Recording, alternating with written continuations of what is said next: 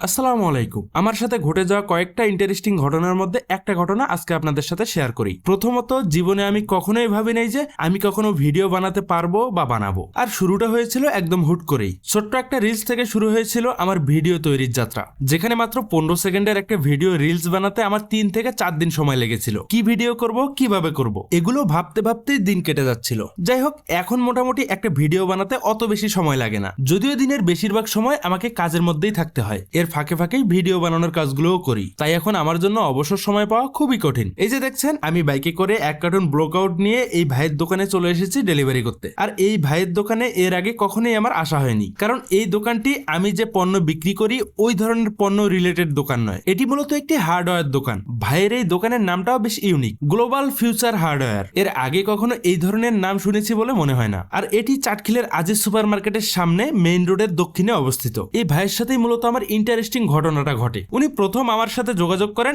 আমার এই পেজের মেসেঞ্জারে। আর আমি ভেবেছিলাম দূরের কোনো দোকানদার ভাই হয়তো এই ব্লকআউটটির দাম জানতে চাচ্ছেন, কারণ প্রতিদিনই এমন অনেক মেসেজ আসে। অনেক দোকানদার ভাই পণ্য কিনতেও আগ্রহ প্রকাশ করেন, কিন্তু এখন পর্যন্ত আমি অনলাইনের মাধ্যমে পণ্য বিক্রি শুরু করিনি। শুরু করব ভাবছি, কিন্তু কুরিয়ারে যাওয়ার সময় আর সুযোগ কোনোটাই পাচ্ছি না। ফলে অনলাইনে অনেক দোকানদার ভাই পণ্য নিতে চাইলেও আমি দিতে পারছি না। আর এই সোয়ানুর ভাই আমার এত কাছে থাকার পরও আমার ভিডিও দেখে আমার ফেসবুক পেজের মাধ্যমে আমার কাছ থেকে আজকে পণ্য নিলেন। অনেক পরিচিত ভাই ব্রাদার আছেন যারা আমার ফেসবুক ইনকাম সম্পর্কে জানতে খুব আগ্রহ প্রকাশ করেন, আবার অনেকেই ডিমোটিভেট করেন বর্তমানে ফেসবুকের ইনকাম নিয়ে। তো তাদেরকে উদ্দেশ্য করে বলি, আমার কিন্তু ওই টাইপের ইনকাম না হলেও চলবে। আমি যদি ফেসবুকের মাধ্যমে মানুষের কাছে আমার পণ্য বা কোম্পানি সম্পর্কে সহজেই জানিয়ে দিতে পারি, তাহলে আমার বাড়তি ইনকামের আসলে দরকার কি? আমি অলরেডি একটা কোম্পানিতে চাকরি করছি, পাশাপাশি টুকটাক এই যে পণ্যগুলো বিক্রি করেও কিছু টাকা ইনকাম করছি। এতে করে আমার ভালোভাবেই চলছে মাশাআল্লাহ। আর ফেসবুক এখন মার্কেটিং এর জন্য বেস্ট একটা অপশন। ফেসবুকের মাধ্যমে মার্কেটিং করেও লোকাল এলাকাতে